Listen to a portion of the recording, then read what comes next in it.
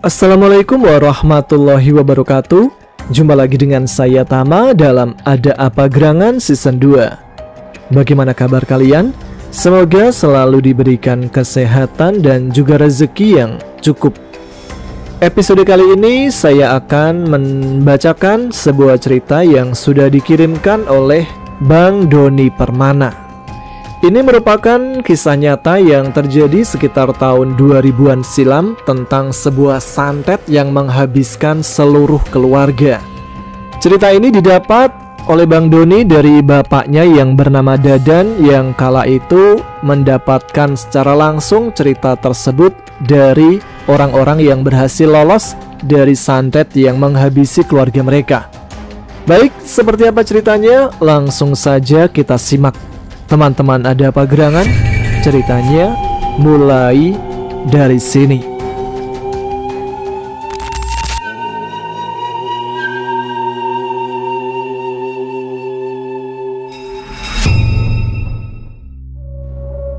Terlihat seorang pria 45 tahun dan anak lelakinya yang berumur 17 tahun sedang berguling-guling di atas ranjang ruangan unit gawat darurat di salah satu rumah sakit daerah, menahan rasa sakit yang teramat sangat karena luka bakar di seluruh tubuhnya.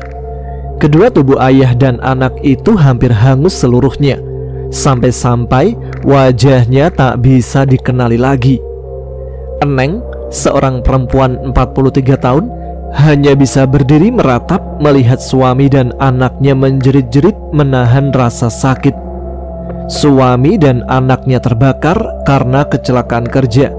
Seharusnya sang suami selamat, tapi saat mendengar anaknya masih terjebak di dapur, Dedek langsung masuk ke dalam restoran kembali yang tengah terbakar hebat untuk menyelamatkan anaknya yang masih terjebak. Namun meskipun bisa keluar dan menyelamatkan anaknya, seluruh tubuh mereka berdua gosong, hangus karena luka bakar. Mendengar keluarganya kecelakaan, Eneng segera bergegas ke rumah sakit tempat anak dan suaminya dirawat, yang ternyata di saat Eneng sampai, keduanya tengah menahan sakaratul maut. Belum sempat dokter memberikan penanganan lebih di UGD, ayah dan anak tersebut menghembuskan nafas terakhirnya, disaksikan oleh Eneng yang baru saja sampai di rumah sakit. Kesedihan teramat dalam menyelimuti hati Eneng sebagai istri karena harus ditinggalkan anak dan suaminya secara bersamaan. Setelah mengurus surat-surat kedua jasad yang sudah terbujur kaku, dibawa ke rumah duka untuk segera dikebumikan. Setelah jasad sampai di rumah duka, ibu, bapak, dan dua adik Eneng langsung memeluk tubuhnya untuk sedikit menenangkan hatinya yang sedang terluka. Setelah dimandikan, dipakaikan kain kafan dan disolatkan, kedua jasad tersebut langsung dikebumikan dan keluarganya pun kembali lagi ke rumah meninggalkan dua jasad yang telah dikubur. Tapi setelah keluarga kembali ke rumah, hal mengerikan kembali terjadi. Siti, ibu Eneng, tiba-tiba tidak sadarkan diri setelah beberapa saat pingsan, dan di saat tersadar, matanya melotot sambil melihat dengan seksama seluruh keluarganya. "Tumpu ludes, marane kabeh pasti paeh," ucapnya sambil menunjuk ke seluruh keluarganya dengan mata melotot. Setelah berucap, perut Siti yang tadinya kurus dan kerempeng seketika membesar dan terus membesar, melebihi seorang ibu hamil yang akan melahirkan. Teriak kesakitan terus terdengar dari mulut Siti sambil memegang perutnya yang tiba-tiba membesar sangat besar, bahkan sampai seperti mau meletus. Seluruh keluarga langsung menangis histeris menyaksikan ibunya yang tengah menahan kesakitan. Suami cucu segera meminta bantuan ke para tetangganya untuk segera dibawa ke rumah sakit. Namun setelah mobil siap dan Siti hendak dibawa ke rumah sakit, ternyata 4 orang pria dewasa yang bertugas mengangkat tubuhnya, mereka terhempas beberapa meter dari tubuh Siti. Siti yang tadinya telentang, tiba-tiba duduk dengan tatapan tajam ke seluruh keluarganya. Mati semua.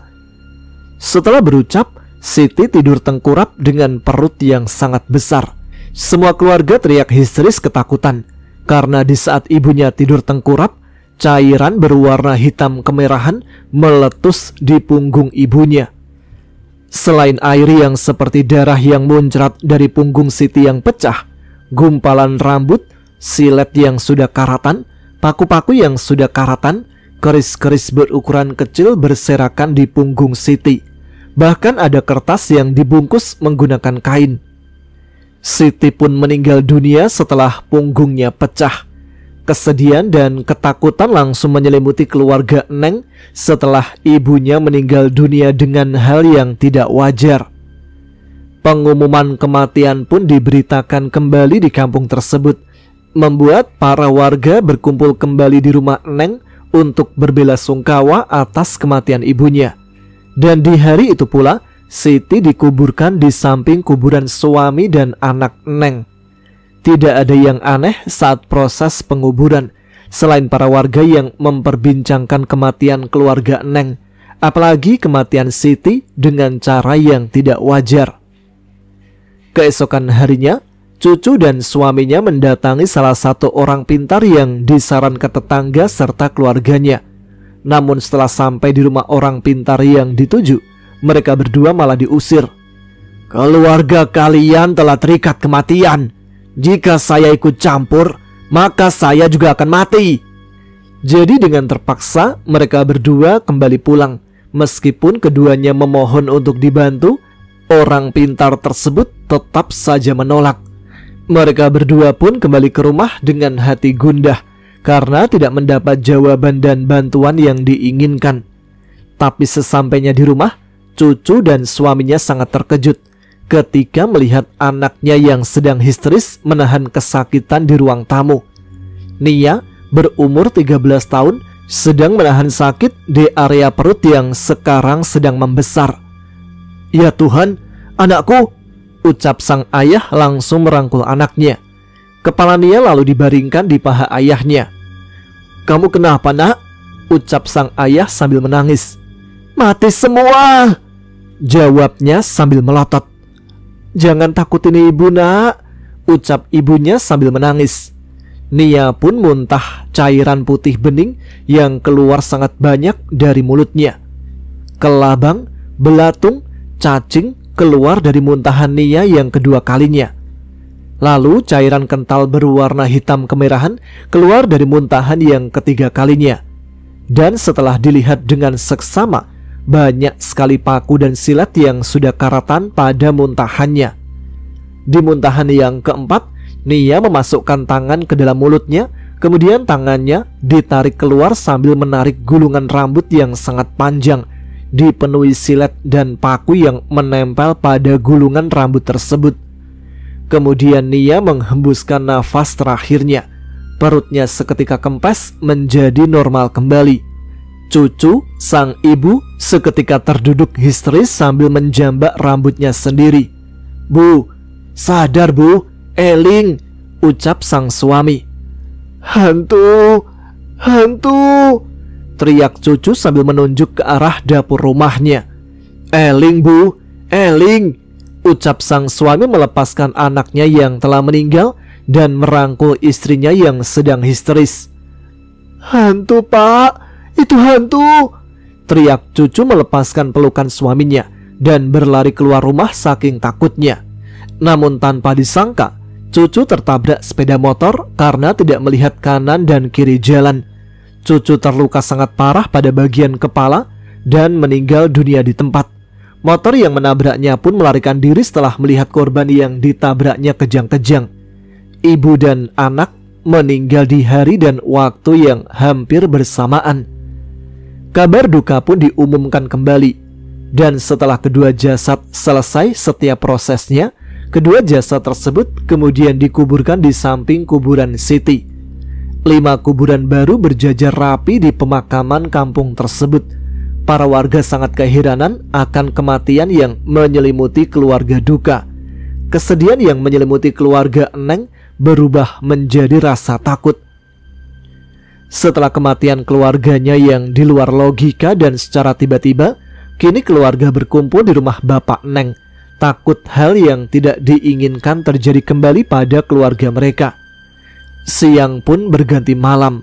Di saat semua keluarga lelap tertidur di ruang tamu, tepat jam 2 dini hari, sang bapak tiba-tiba terbangun dari tidurnya sambil mengigau. "Iya, Bu." Sang bapak tiba-tiba bangun dari tidurnya dan berucap demikian. "Bapak mau kemana?" tanya Hera yang ikut terbangun. "Ibumu mau buang air kecil. Air di embernya habis. Minta bantuan bapak untuk nimbain air di sumur," jawab sang bapak sambil berjalan pergi ke dapur. Ya, bangun ya," ucap Hera membangunkan suaminya. "Kenapa?" tanya suaminya yang terbangun. "Bapak mau nimba air malam-malam, disuruh ibu katanya," jelas Hera. Suaminya segera bergegas pergi ke dapur, yang ternyata mertuanya tidak ada di sana. "Bapak gak ada, barusan beneran pergi ke dapur." Mereka pun mencari ke berbagai sudut ruangan, termasuk ke WC juga. "Apa jangan-jangan?" ucap Hera pada suami, dan suaminya pun berpikir sama. Benar saja, ketika mereka berdua mengecek ke arah sumur, terlihat di sana sang bapak telah meninggal di dalam sumur, terikat oleh tambang untuk menimba airnya. Hera pun berteriak di atas sumur. Dia dan sang suami menarik tambang yang mengikat bapaknya di dalam sumur. Namun sayangnya, Hera terpeleset saat menarik dan ikut terjatuh ke dalam sumur. Sebelum menabrak tubuh bapaknya yang terikat di dalam, Hera terbentur beberapa kali, kurang lebih 6 meter dalamnya, dan Hera pun tenggelam. Suami Hera berteriak minta tolong. Para tetangga pun datang untuk menolong. Saat diangkat ke permukaan sumur, kedua tubuh anak dan bapak tersebut telah tak bernyawa. Pada pagi harinya, kabar duka diumumkan kembali oleh para warga, dan mereka menguburkan 2 jasad ayah dan anak ini. Kini 7 kuburan baru berbaris rapi. Eneng, suami Hera, dan suami Dedek terus menangis histeris di atas 7 kuburan baru keluarganya. "Lebih baik kalian pulang ke rumah masing-masing," saran salah satu warga sambil pergi meninggalkan mereka bertiga yang tengah meratap. Sedikit penjelasan, rumah Eneng, cucu, Dedek dan bapaknya bersebelahan. Suami Dedek dan Hera pulang kembali ke rumah orang tuanya, dan Eneng sekarang tinggal di rumah mertuanya. Kini 4 rumah tersebut kosong tak diisi lagi. 3 bulan kemudian, kabar duka datang dari keluarga suami Dedek pada Eneng, yang mengabarkan bahwa suami Dedek telah meninggal karena sakit yang tak wajar. Di bulan keempat, kabar duka kembali datang. Suami Hera meninggal karena kecelakaan. Motor yang dibawanya jatuh ke dalam jurang saat mau mengunjungi anak perempuannya yang sedang menuntut ilmu agama yang jauh di pedalaman. Pada bulan kelima, Eneng pun meninggal dunia dengan sakit yang sama. Perutnya tiba-tiba membesar. Setiap kali muntah, kadang yang keluar adalah cairan putih bening, cairan merah pekat, kelabang, cacing, paku, dan silet. Eneng dikuburkan bersama keluarganya yang telah meninggal duluan, sedangkan suami Hera dan suami Dedek dikuburkan di kampung mereka masing-masing. Kini yang tersisa dari keluarga tersebut hanyalah Felisa, gadis 17 tahun yang sedang menuntut ilmu agama di salah satu pondok pesantren yang ada di luar provinsi rumahnya berada. Setiap setahun sekali, sebenarnya semua santriwati pulang ke rumahnya masing-masing. Namun pada lebaran tahun 2000 itu, selain tidak ada keluarganya yang menjemput pulang, sang kiai tidak mengizinkan Felisa untuk pulang. Seakan kiai sepuh, pimpinan pondok tersebut tahu hal yang telah dialami oleh keluarga Felisa. "Mulai saat ini, kamu tidak saya izinkan pulang. Ayah dan ibumu telah pergi ke tempat yang jauh. Sekarang kamu adalah anakku. Semua keperluanmu sekarang jadi tanggung jawabku. Hingga saatnya tiba, kamu harus ada di sini untuk menuntut ilmu agama seperti cita-cita ayah dan ibumu. Jelas sang kiai saat waktu lebaran akan tiba. "Memangnya kenapa dengan orang tuaku, Pak Kiai?" tanya Felisa dengan sopan. "Kelak jika saatnya tiba, kamu pasti tahu." Setelah mendapatkan penjelasan dari sang kiai, Felisa menurutinya. Dan kejanggalan terjadi juga pada diri Felisa. Kini setiap tidur, dia selalu bermimpi sangat menyeramkan. Selalu didatangi sosok bertanduk 8 di kepalanya dengan tubuh tinggi besar dan dipenuhi bulu lebat. Sosok tersebut selalu membunuh Felisa dalam mimpinya. Tapi setelah dibunuh, Felisa selalu terbangun. Hanya menjadi sebuah mimpi buruk yang sangat menyeramkan. Hari berganti hari, bulan terus berganti, begitupun tahun yang terus berganti. Kini umur Felisa telah 25 tahun dan sedang menuntut ilmu agama selama 8 tahun lamanya. Di awal Ramadan tahun 2005, Felisa pun akhirnya diizinkan pulang oleh sang kiai. "Felisa, saatnya sekarang kamu pulang. Apapun yang telah terjadi pada keluargamu, pasrahkan kepada Allah yang maha segalanya," ucap sang kiai melepas kepergian muridnya pulang. "Insya Allah Kiai," jawab Felisa yang sama sekali belum tahu akan kondisi keluarganya. Setelah berpamitan, Felisa pun pulang kembali ke kampung halamannya dan masih berpikir bahwa ibu dan ayahnya masih ada. Felisa harus berjalan 3 km dari pondok pesantren untuk bisa sampai ke jalan raya yang ada kendaraan umumnya. Namun, baru selangkah Felisa melangkahkan kaki keluar dari pondok, sosok hitam berbulu dan bertanduk berdiri di bawah pohon besar. Namun bukannya ketakutan dan kabur berlari, Felisa malah menghampiri sosok tersebut. Tapi anehnya, sosok itu malah menghilang di saat dia menghampirinya. Sebenarnya siapa makhluk ini? Kenapa selalu datang di mimpiku dan berusaha membunuhku? Kini saat mau pulang ke rumah, makhluk itu menampakkan wujudnya secara nyata. Tapi aku tidak takut, ada Allah bersamaku, bisiknya dalam hati di bawah pohon besar sambil menginjakkan kaki ke tanah seakan kesal dan melanjutkan perjalanan pulang. Singkat cerita, setelah Felisa sampai di jalan umum dan menunggu beberapa saat, mobil yang ditunggu pun melintas. Lalu naiklah dia ke dalam mobil elep dan duduk di bagian tengah. Mobil pun melaju kembali. Setelah beberapa saat melaju, mobil berhenti dan menaikkan penumpang seorang perempuan dan pria parubaya yang kemungkinan adalah suami istri. Namun kondisi perempuannya sangat mengkhawatirkan. Matanya sangat pucat, tubuhnya sangat kurus, dipenuhi luka borok di sekujur tubuhnya. Bahkan wajahnya pun sama, dipenuhi oleh borok. "Boleh ikutan duduk?" pinta pria itu kepada Felisa. "Oh iya silakan," jawab Felisa membolehkan perempuan tersebut duduk di sampingnya. "Ibu mau kemana?" tanya Felisa sambil mengusap tangan perempuan yang dipenuhi luka borok tersebut. "Kamu nggak jijik pegang tangan ibu, nak?" jawab perempuan itu sopan. "Kenapa harus jijik, Bu? Ya mudah-mudahan barangkali dengan diusap sama aku, luka ibu bisa sembuh," ucap Felisa. Setelah berucap demikian, borok basah yang tadinya memenuhi tangan perempuan tersebut seketika kering dan perlahan kulitnya terkelupas. Warna kulitnya pun berganti menjadi merah. "Penyakit ibu?" ucap perempuan itu sangat terkejut. "Alhamdulillah. Ibu bawa air minum gak?" tanya Felisa. "Ini ada," ucap sang suami sambil menyodorkan botol air. Felisa pun membuka tutup botolnya, kemudian membaca doa-doa yang telah dipelajarinya ketika mondok. Setelah beberapa saat membaca doa, botol air pun diberikan kembali pada perempuan tersebut. "Coba diminum dan diusapkan ke wajahnya, Bu.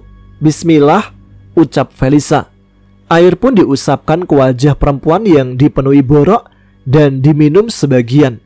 Seketika, borok di wajah perempuan tersebut mengering dan perlahan mengelupas. Ternyata bukan hanya wajahnya, tapi seluruh tubuh yang dipenuhi borok itu mengering dan bekas boroknya mengelupas sendiri. Saat itu juga perempuan tersebut sembuh dari penyakitnya. Alhamdulillah. Sebenarnya ibu dan suami mau pergi ke rumah sakit untuk berobat, tapi hanya capek aja. Bolak-balik gak kunjung juga sembuh. Alhamdulillah bu, jawab Felisa. Perempuan dan pria tersebut terus-terusan berterima kasih pada Felisa. Singkat cerita, setelah perjalanan yang memakan waktu berjam-jam, mobil pun sampai juga di suatu terminal. Setelah membayar ongkos, Felisa pun menaiki sebuah bis untuk bisa sampai ke kotanya. Dan perjalanan pulang pun dilanjutkan. 2 hari 1 malam perjalanan untuk bisa sampai kembali ke rumah, hingga akhirnya Felisa sampai di depan rumah orang tuanya. Ya Allah, apa yang telah terjadi pada keluargaku? Ucapnya ketika berdiri terpaku melihat kondisi rumah orang tuanya yang telah tak terawat. Felisa pun meneteskan air mata. Teras rumahnya terlihat sangat kotor, plafon rumah dipenuhi sarang laba-laba. Bu, Pak, Feli pulang, ucapnya di luar pagar rumah, namun tidak ada jawaban. Felisa lalu ke rumah kakak, adik, dan rumah kakeknya yang ternyata kondisi rumahnya sama, seakan tak ada kehidupan. Kemudian dia kembali ke rumah ibunya dan membuka pagar rumahnya, lalu membuka pintu rumahnya yang ternyata tak dikunci. Aroma bau busuk bangkai dan amis yang sangat menyengat keluar dari dalam rumah ketika pintu terbuka. Felisa langsung terbatuk-batuk ketika mencium aroma bau tersebut, namun tak menghalanginya masuk ke dalam rumah. Tanpa keraguan dan ketakutan, saat itu juga dia membersihkan seluruh rumah ibunya. Dan di saat mengepel lantai teras depan rumahnya, Felisa dilihat salah satu tetangga rumahnya. Namun anehnya, tetangga itu segera bergegas pergi tanpa menghiraukan keberadaan Felisa, seakan ketakutan. Tapi setelah beberapa saat, tetangga tersebut kembali lagi bersama warga lainnya. Assalamualaikum, ucap Felisa sopan memberi salam pada tetangga yang menghampirinya. Waalaikumsalam, jawab salah satu tetangga dengan terbata-bata. Kamu siapa? Kok ada di rumah ini? Tanya salah satu warga. Saya Felisa, anaknya Ibu Hira yang baru saja pulang dari menuntut ilmu, jelas Felisa. Ya Allah, Felisa, cepat keluar dari rumah, ucap tetangga yang perempuan. Felisa pun keluar rumah dan langsung dipeluk oleh salah satu tetangga perempuan. Ada apa sebenarnya? Berarti selama ini kamu gak tahu akan hal yang dialami keluargamu, jelas salah satu warga. Felisa pun hanya menggelengkan kepalanya. Semua keluargamu telah meninggal. Innalillahi wa inna ilaihi roji'un. Kamu yang tabah ya Fel. Kami kira kamu juga sudah tiada. Maksudnya semuanya telah wafat? Kakek, nenek, ibu, bapak, dede, suaminya dan anaknya, Neng beserta anak suaminya, semuanya telah meninggal. Tapi kenapa bisa semuanya? Jadi semua rumah mereka kosong karena yang punyanya telah meninggal? Iya. Di mana makam keluargaku? Kemudian diantarkanlah Felisa ke makam keluarganya. Di sana dia menangis saat membaca nama nisan-nisan keluarganya. Felisa pun langsung mengirimkan doa-doa untuk keluarganya. Kenapa keluargaku bisa meninggal semua? Tanya Felisa. Saya tidak tahu pasti kenapa mereka bisa meninggal dalam waktu yang hampir bersamaan. Yang pertama meninggal adalah anak dan suaminya Eneng karena terbakar di tempatnya bekerja. Lalu disusul nenekmu yang tiba-tiba perutnya membesar. Keesokan harinya disusul Dedek dan anaknya. Dedek tertabrak, sedangkan anaknya muntah paku, silet, dan rambut. Kemudian malam harinya disusul kakek dan ibumu yang jatuh ke dalam sumur. Lalu Eneng pun meninggal setelah beberapa bulan berlalu di rumah mertuanya dengan penyakit yang sama. Begitu juga dengan paman-pamanmu. Ya Allah, apa salah keluargaku? Lebih baik kamu malam ini nginap di rumah kita. Jangan tidur di rumah ibumu. Besoknya lebih baik kamu pulang ke kakek atau nenek dari bapakmu, pinta tetangganya. Terima kasih sarannya, tapi Felisa akan mengisi lagi rumah ibu. Tapi nak, insya Allah gak apa-apa. Felisa juga ingin tahu kebenarannya. Jikapun harus meninggal, Felisa ikhlas. Setelah menziarahi kuburan, Felisa pun pulang kembali ke rumahnya. Siang pun berganti malam. Listrik rumahnya telah diputus oleh PLN, jadi penerangan malamnya hanya menggunakan lilin. Dapur, ruang tamu dan kamarnya telah terang karena tersinari cahaya lilin. Namun di saat dia hendak menunaikan sholat isya di kamarnya, saat memakai mukena, tiba-tiba angin berhembus sangat kencang ke dalam kamarnya. Lilin di ruang tamu dan di dapur pun seketika mati.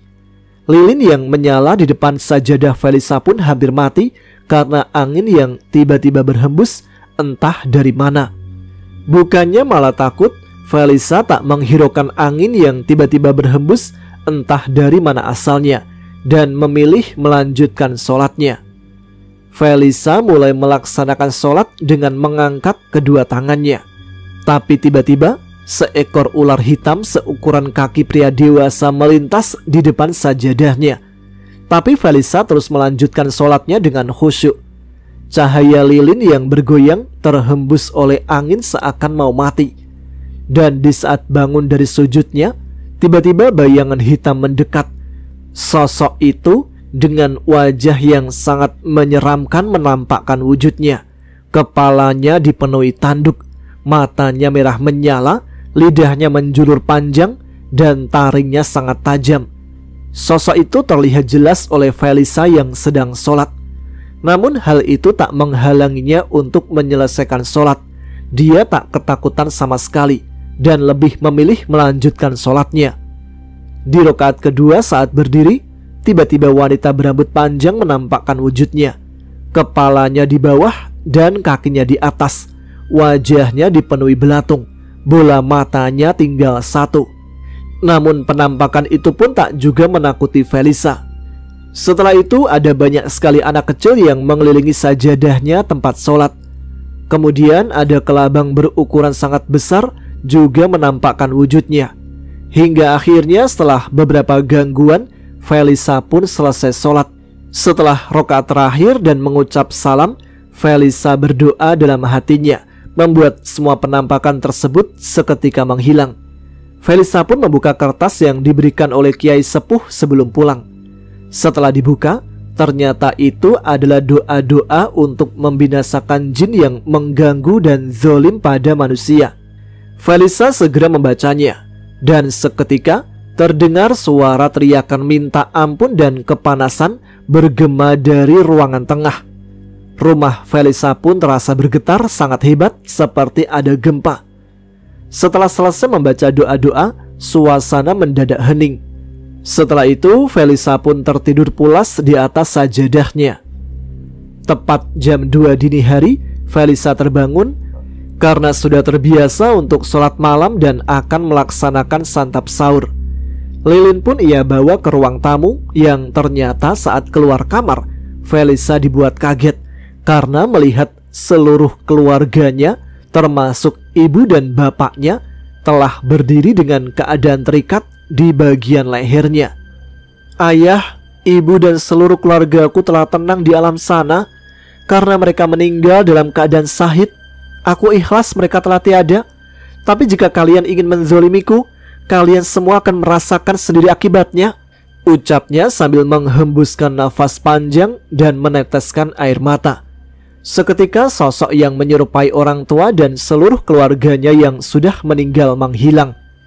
Tidak lama dari itu, terdengar suara langkah kaki begitu bergema dari luar rumah. Pintu rumah pun terbuka lebar dengan sendirinya dan angin berhembus sangat kencang. Kilatan petir saling menyambar, seakan tidak lama lagi turun hujan yang sangat deras. Kau adalah tugas terakhirku, terdengar suara bergema dari luar rumah. Aku akan mati jika Tuhan mentakdirkanku untuk mati saat ini, jawab Felisa. Bukannya takut ataupun kabur, Felisa malah duduk bersedekap menghadap pintu sambil membaca doa-doa yang telah ia pelajari.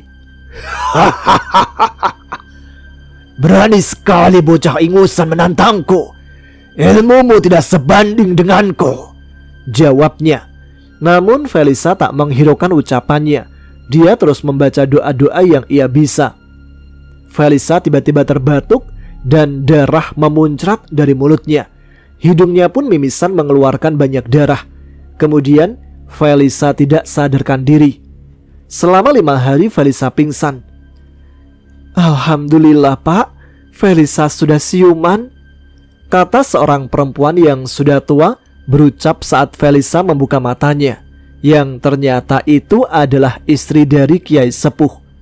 Alhamdulillah, ucap Kiai Sepuh yang beberapa hari lalu beserta istri dan beberapa santrinya menyusul ke rumah Felisa. Semua baik-baik saja. Ikhlaskan juga semua yang telah terjadi. Maafkan semua kesalahannya, ucap Kiai Sepuh. Maksudnya Pak Kiai? Tanya Felisa yang belum paham.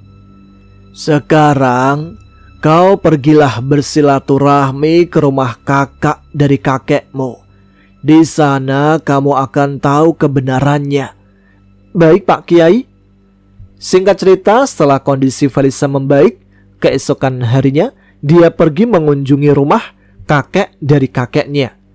Betapa kagetnya Felisa ketika tiba di rumahnya, karena ada begitu banyak teriakan kesakitan dan tangisan dari dalam rumah. Segera Felisa masuk ke dalam rumah, yang ternyata semua keluarga kakak dari kakeknya sedang kerasukan jin. Satu persatu orang yang kerasukan diobati oleh Felisa. Betapa kagetnya Felisa ketika melihat kondisi kakak dari kakeknya yang sedang terbaring di ruang tamu sambil menjerit menahan sakit. Mulutnya terus-terusan muntah darah, bahkan sesekali keluar kelabang, cacing, belatung, paku, silet, dan gumpalan rambut dari mulut, hidung, dan telinganya. Perutnya sangat besar, seakan mau melahirkan. Kedua kaki dan tangannya pun sangat bengkak dan membiru. Ya Allah kek, ucap Felisa lalu duduk di sampingnya. Kemudian dia pun membaca doa-doa. Maafkan kakek nak, maafkan kakek. Ini semua karena salah kakek, ucapnya sambil menangis darah. Hidung dan telinganya pun sama mengeluarkan darah. Kenapa harus minta maaf kek? Ibu, bapak, dan semua keluargamu meninggal karena ulah kakek. Ya Allah, kenapa kakek begitu tega? Kakek kecewa dengan bapak dan ibu kakek yang memberikan semua hartanya sama dibagi rata.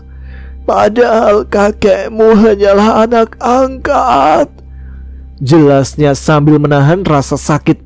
Astagfirullah, bawa kembali semua harta warisannya, saya tidak butuh, jawabnya kecewa, berdiri hendak pergi. Maafkan kakek, biar kakek bisa meninggal. Saya maafkan kesalahan kakek, tapi dosa kakek harus dipertanggungjawabkan pada Tuhan kelak, ucap Felisa sambil menangis dan sangat kecewa. Setelah berucap demikian, kakeknya pun meninggal dunia. Yang tidak diketahui oleh Felisa adalah dukun santet, istri dari kakak-kakeknya, anak pertama dan menantu perempuan dari anak kedua, termasuk kakeknya, telah meninggal duluan di saat Felisa tidak sadarkan diri. Istri, anak pertama, dan anak keduanya lah yang menjadi biang keroknya. Sebenarnya kakak dari kakeknya itu telah ikhlas kalau harta warisan dibagi rata, meskipun dengan anak angkat bapaknya. Nana, seorang pria 27 tahun, berdiri meratap dan meneteskan air mata di saat batu nisan kakeknya dipasangkan. Wati, 41 tahun, terus menangis sesenggukan sambil memegang batu nisan bapak mertuanya yang baru dipasangkan. Kini telah berjajar rapi 12 kuburan keluarga. 8 kuburan keluarga Felisa dan 4 kuburan baru adalah kakek, nenek, bapak Nana, dan istri dari anak kedua kakek tersebut. Dalam kurun 5 hari berturut-turut, 4 nyawa menghilang dengan hal yang sangat menyeramkan. Yang pertama meninggal adalah Idah, 75 tahun, nenek dari Nana. Kejadian itu dimulai saat seorang lelaki tua 80 tahunan yang memakai ikat hitam di kepalanya, baju serba hitam, memakai kalung yang banyak sekali tengkorak kecil, tiba-tiba datang ke rumah kakeknya. Lelaki tua tersebut menyuruh kakek Nana untuk segera menyembelih kambing hitam saat itu juga. Berhubung keluarga kakek Nana tidak kekurangan uang, hari itu juga menyuruh anak pertamanya yang bernama Dadi untuk membeli kambing hitam. Dadi tahu tempat yang menjual kambing hitam alias embek hideng karena dulu sebagai salah satu persyaratan menyantet keluarga Felisa, medianya adalah embek hideng. Jadi hari itu juga kambing hitam bisa dibeli oleh Dadi.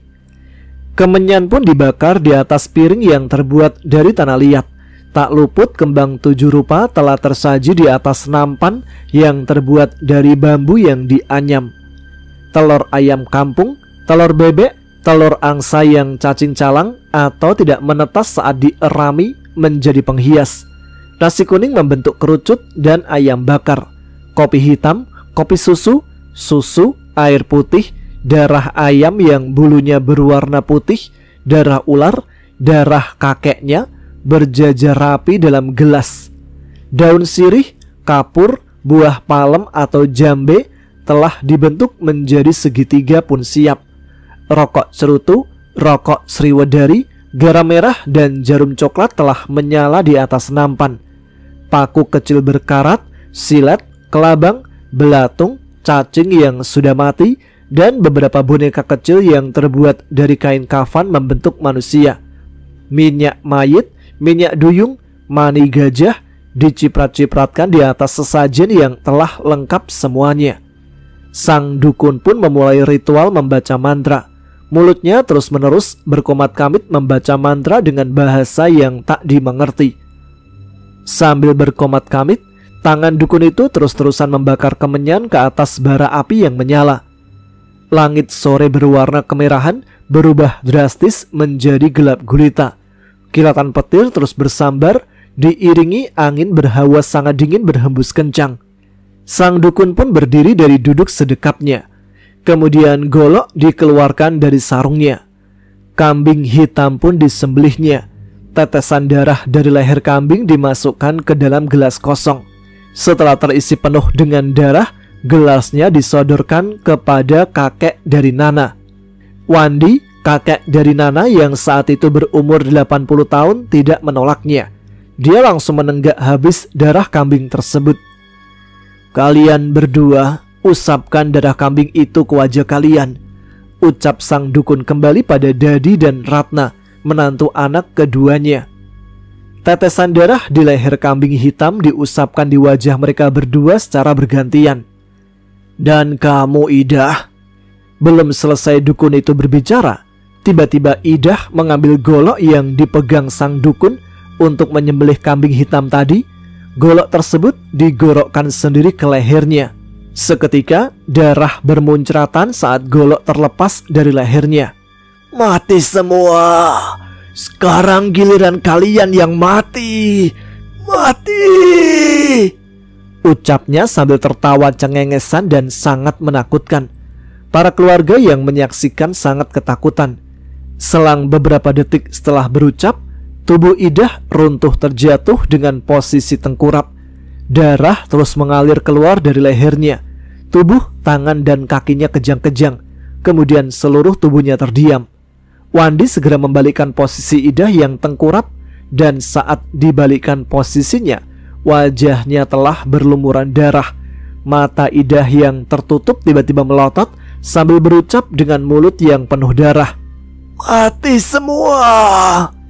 Dan setelah itu Idah pun meninggal dunia. "Ki, kenapa ini bisa terjadi?" bentak Wandi pada sang dukun. Dukun itu hanya terdiam melihat hal yang terjadi pada Idah, tidak menjawab pertanyaan dari Wandi. Tubuh Idah yang terbujur kaku tak bernyawa tiba-tiba bergetar hebat, dan kurang dari 20 cm tubuhnya terangkat melayang dengan sendirinya. Mulut yang tertutup dipenuhi busa darah seketika menganga, dan siluet asap hitam tiba-tiba keluar dari dalam mulut Idah. Sepersekian detik kemudian, asap hitam yang keluar dari mulut Idah berkumpul dan membentuk sebuah sosok makhluk yang sangat menyeramkan. Kakinya seperti kaki kambing, dipenuhi bulu hitam. Seluruh tubuhnya dipenuhi bulu hitam, namun tangannya berjari 8 dan berkuku sangat panjang. Bola matanya besar seukuran telur ayam dengan warna merah menyala. Hidungnya seperti babi, lidahnya berwarna hitam kemerahan menjulur panjang. Gigi atas bawah dipenuhi taring yang sangat tajam. Air liur terus menetes di lidahnya. Kepalanya bertanduk 3, 2 sisi kiri dan kanan, dan yang satunya lagi tepat di jidatnya. Telinganya seperti kambing. Rambutnya gimbal panjang sampai menyentuh tanah.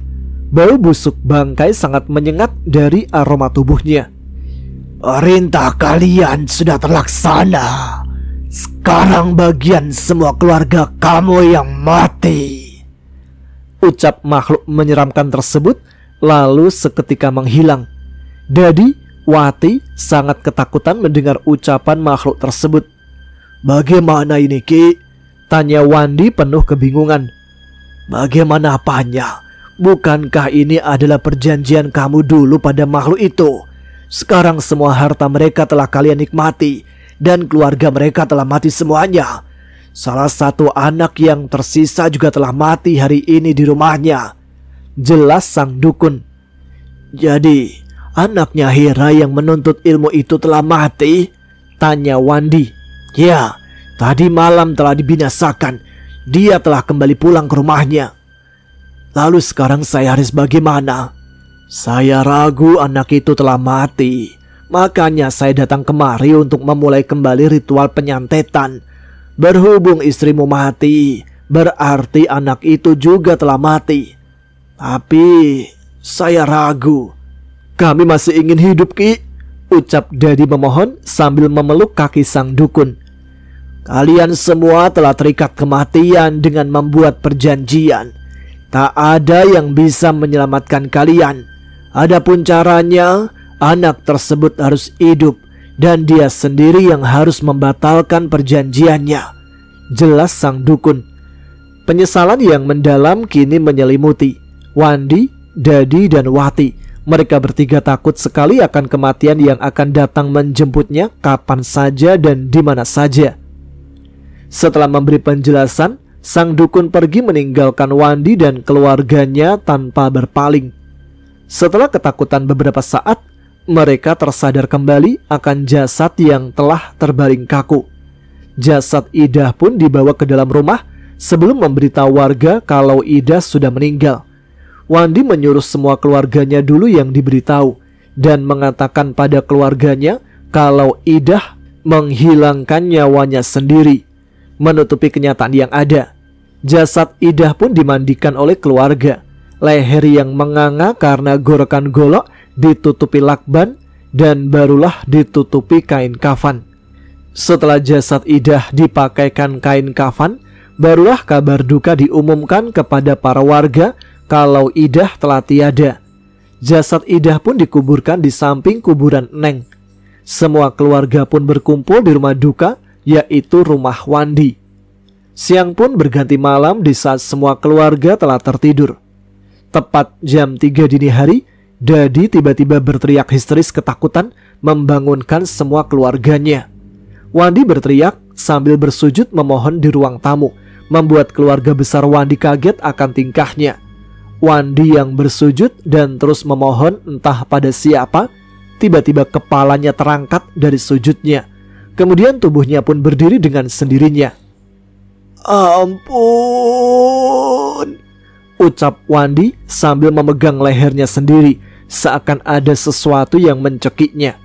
Tubuh Wandi pun terangkat melayang sampai kepalanya menyentuh plafon dengan tangan memegang leher seperti tengah berusaha melepaskan cekikan. Suara ampun yang keluar dari mulut Dadi pun perlahan tak terdengar lagi. Tangan yang memegang leher pun jatuh terkulai. Lidah Dadi menjulur keluar dan matanya melotot. Kemudian tubuhnya jatuh ke lantai. Kini Dadi telah tak bernyawa. Lehernya menghitam lebam. Nana, anak dari Dadi, terus menangis histeris menyaksikan bapaknya meninggal dengan mata kepalanya sendiri. Istri dan anak Dadi terus memeluk tubuh bapaknya yang telah tak bernyawa. "Kamu yang tabah ya," ucap Wandi sambil mengusap pundak cucunya. Saya melihat makhluk itu. Dia yang bunuh bapakku dengan mencekik lehernya," ucap Nana mengagetkan seluruh keluarga Wandi. "Semua keturunan kakek akan mati. Itu yang diucapkan sosok tersebut waktu mencekik bapak." Wati dan Wandi langsung duduk menangis mendengar ucapan Nana. "Jelaskan semuanya sebelum kami juga mati," ucap Nana dengan nada sinis pada kakeknya. "Ini semua salah kakek," ucapnya membuka pembicaraan sambil menangis. "Tidak, kek. Ini semua salah Wati juga." Sedikit penjelasan. Wandi mempunyai 4 orang anak dan semuanya telah berumah tangga kecuali anak keempatnya yang telah meninggal. 9 tahun yang lalu, Bani meninggal di saat ia berumur 30 tahun.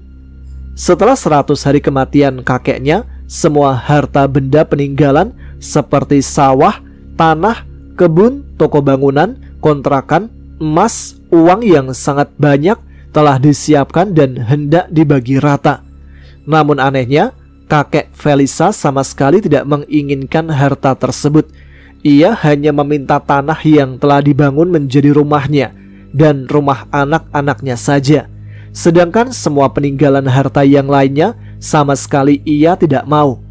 Uang dalam koper, sertifikat tanah, sawah, dan bangunan, bagian harta yang telah dibagi rata siap diberikan kepada kakek Felisa. Namun ditolaknya. "Buat kamu saja, Ban," ucap kakek Felisa, hanya menerima koper berisi emas, uang, dan sertifikat tanah, lalu disodorkan pada Bani. "Kakek ini bercanda. Itu kan warisan buat kakek," jawab Bani. "Gak apa-apa, kakek ikhlas," jawabnya penuh senyuman. "Beneran, kek?" jawab Bani. Di saat koper itu dibuka dan semua uang di dalam tas dipegang oleh Bani, tiba-tiba tubuhnya kejang-kejang. Dan setelah beberapa saat kemudian, Bani meninggal dunia. 2 kakak beradik yang sangat harmonis berubah drastis setelah kematian anaknya Wandi. Apalagi di saat Dadi dan ibunya mengunjungi orang pintar setelah beberapa hari Bani meninggal, yang mengatakan kalau kakeknya Felisa tidak menginginkan harta warisan bapaknya itu karena tidak mau dibagi rata, melainkan ingin semua hartanya. Dan Bani menjadi orang pertama yang meninggal karena keserakahan kakek Felisa, kata dukun tersebut. Dengan meminta bantuan dukun santet, dan dukun santetnya bukan orang sembarangan. Dia adalah orang paling sakti di Tatar Pakuan. Adapun yang bisa menandingi kesaktiannya adanya di ujung kulon, suku pedalaman tanah Pajajaran. Setelah mendapatkan penjelasan itulah, Wandi, istrinya, Dadi, dan menantu anak keduanya menjadi sangat benci kepada keluarga Felisa. Kemudian keluarga Wandi meminta alamat dukun yang akan dituju kepada orang pintar tersebut. Alamat pun diberikan. Mereka berempat pergi ke ujung kulon untuk mendatangi dukun tersebut untuk meminta bantuan. Wandi tak ingin semua keluarganya mati karena keserakan kakak angkatnya dan memutuskan untuk melawan. Singkat cerita, sampailah Wandi beserta keluarganya ke rumah dukun tersebut. "Siapa saja nama-nama yang harus kusantet?" sambut sang dukun yang sedang duduk di teras rumahnya. Nama seluruh keluarga kakak Wandi pun dituliskan Dadi.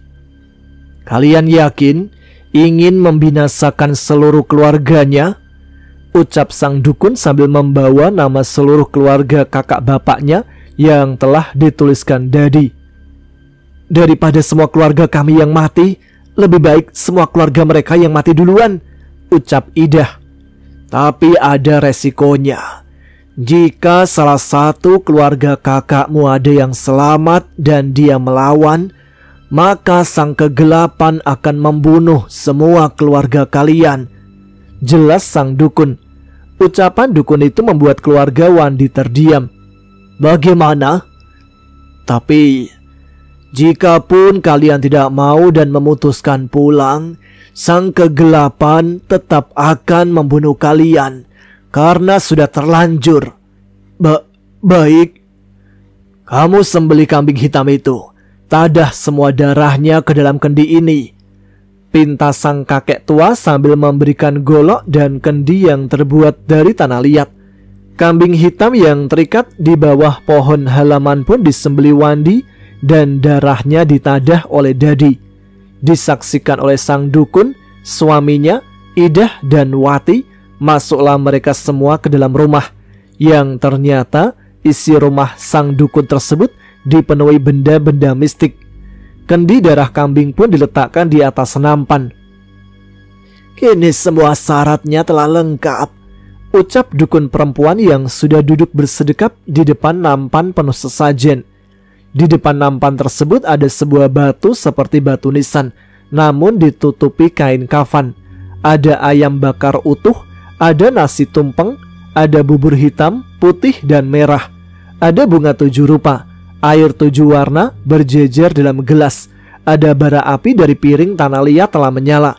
Gulungan rambut, paku, silet, belatung, kelabang, ular hitam, ulat bulu berbaris rapi dalam toples, dan 11 boneka seperti manusia dibungkus kain kafan juga ikut berjajar. Kemudian sang dukun membaca mantra yang lumayan lama. Angin berhembus pelan menyibak kain yang menutup pintu kamar. Lalu kemudian sosok hitam besar bertanduk keluar dari dalam kamar, perlahan berjalan mendekati dukun yang sedang komat kamit membaca mantra, lalu duduk di atas batu di depan sesajen yang ditutupi kain putih.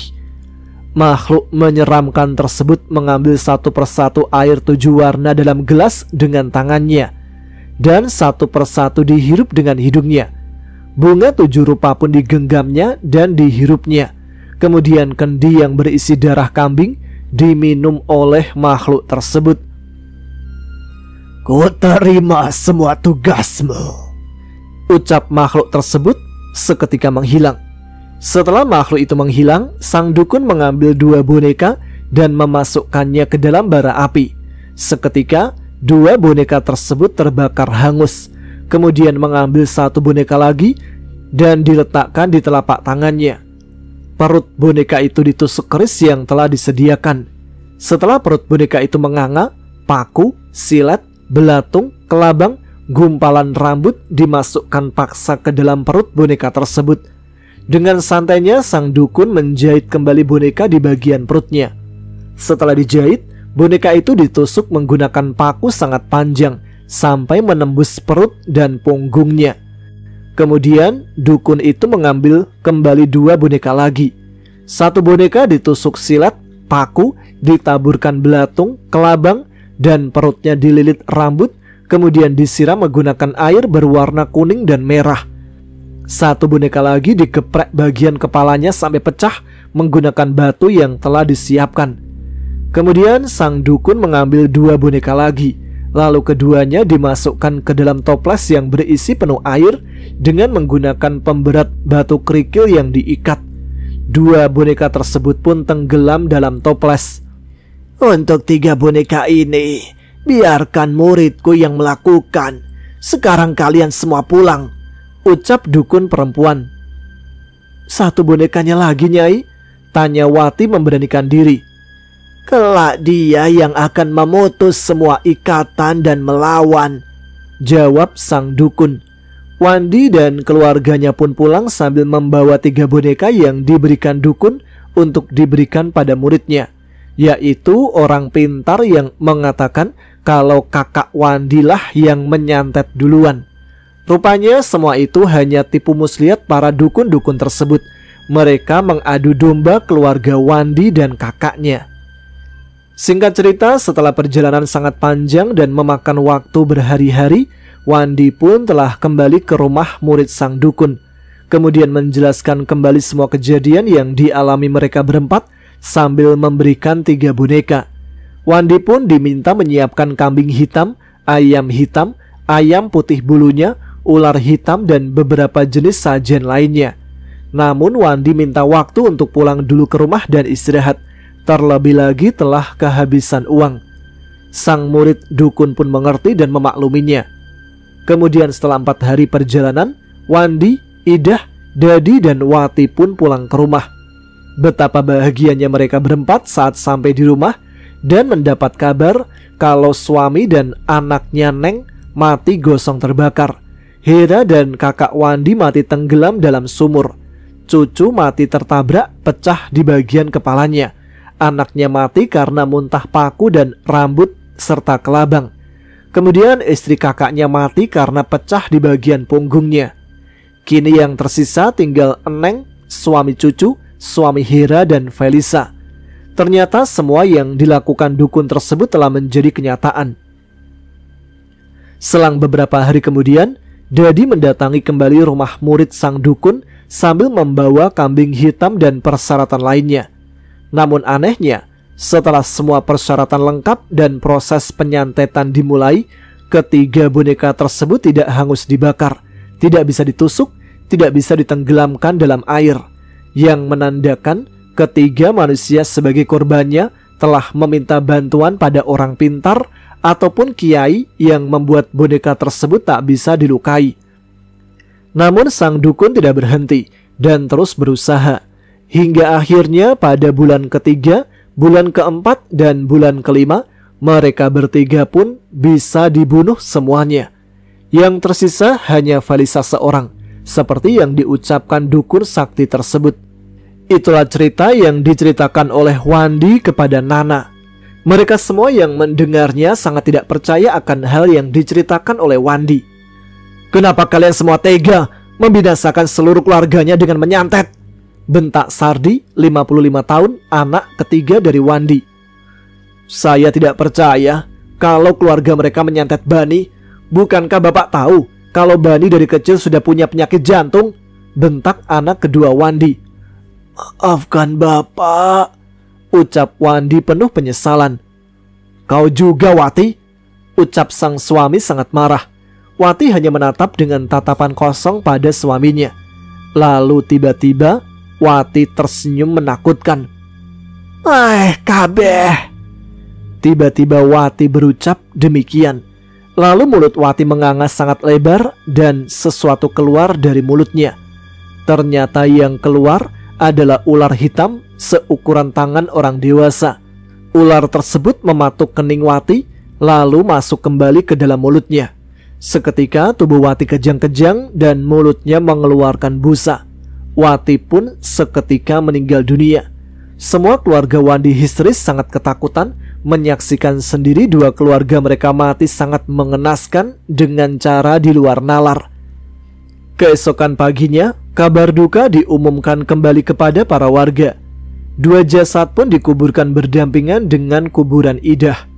Kematian keluarga Wandi menjadi bahan perbincangan warga karena dalam waktu dekat mereka meninggal seperti keluarga dari kakaknya. Setelah 2 jasad dikuburkan, Wandi dan keluarganya tak pulang ke rumah melainkan mengunjungi rumah kakaknya. Sedikit penjelasan, rumah Wandi dan rumah kakaknya hanya berbeda RT, namun masih satu kampung. Di saat Wandi sampai di rumah kakaknya, ternyata di rumah Hera ada 4 orang pria yang sedang duduk di lantai teras depan dari rumahnya, yang ternyata itu adalah Kiai Sepuh dan 4 orang santrinya. Wandi dan Kiai Sepuh pun saling memperkenalkan diri. Wandi menceritakan kembali semua kenyataan yang ada pada sang Kiai. Sang Kiai mendengarkan dengan seksama semua penjelasan Wandi. "Tobatlah sebelum terlambat," ucap sang Kiai setelah Wandi menceritakan semuanya. Tapi di saat Wandi mau memohon ampun pada Allah, seketika dia tidak sadarkan diri.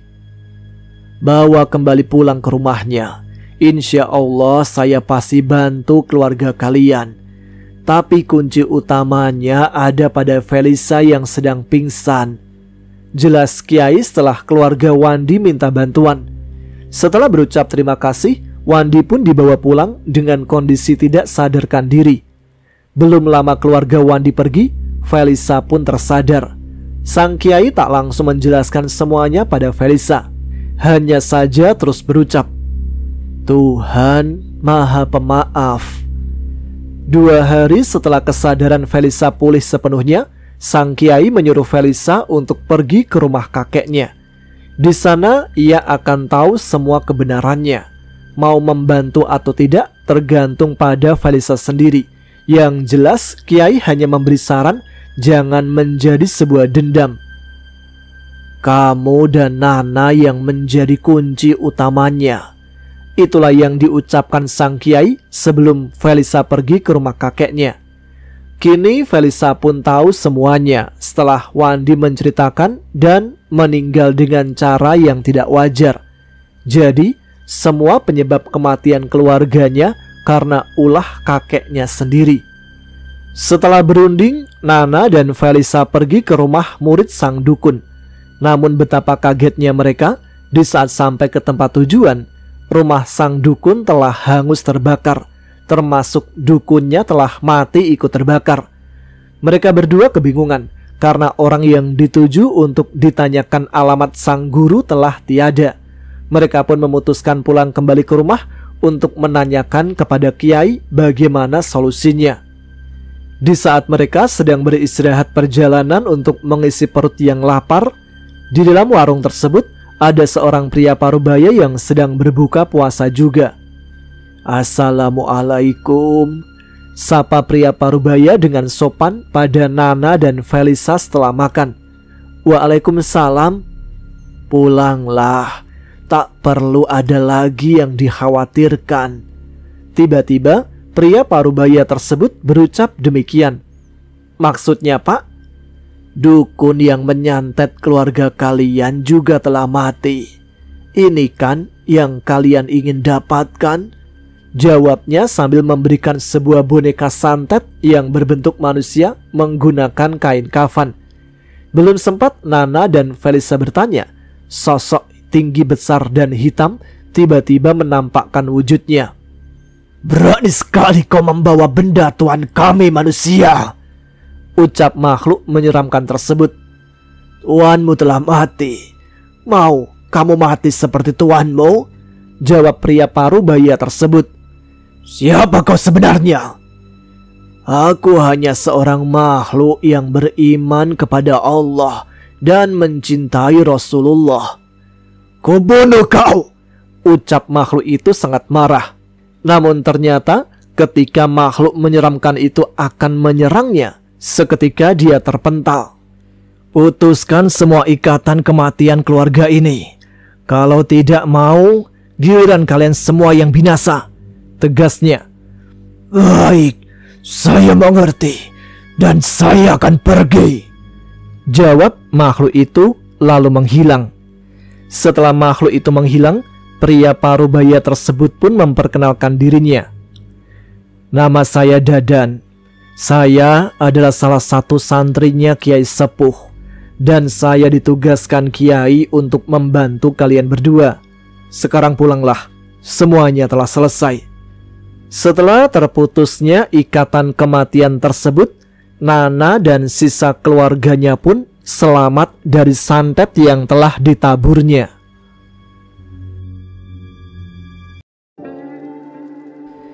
Nah, itu dia sebuah kisah yang bisa kita jadikan pelajaran untuk kedepannya dari Bang Doni Permana yang diceritakan langsung dari narasumber melalui bapaknya yang bernama Pak Dadan. Semoga kisah ini bisa menjadi pelajaran buat kita semua. Kita ambil hikmahnya, yang buruk kita buang. Saya jadi mikir-mikir ini, apakah santet itu emang benar tidak ada? Atau emang ada? Kalau nggak ada, lalu yang dialami oleh Felicia ini apa coba? Kalian simpulkan sendiri aja ya. Jadikan cerita ini hanya sekedar hiburan sebelum waktu tidur kalian. Dan terima kasih untuk teman-teman sekalian juga yang sudah meramaikan setiap video ada apa gerangan, baik ada apa gerangan maupun ada apa gerangan 2. Silahkan subscribe bagi yang belum, tuliskan komentar, tunjukkan eksistensi kalian. Dan sekarang saya Tama harus pamit, kita jumpa lagi di episode selanjutnya. Tetap semangat, jaga kesehatan. Wassalamualaikum warahmatullahi wabarakatuh.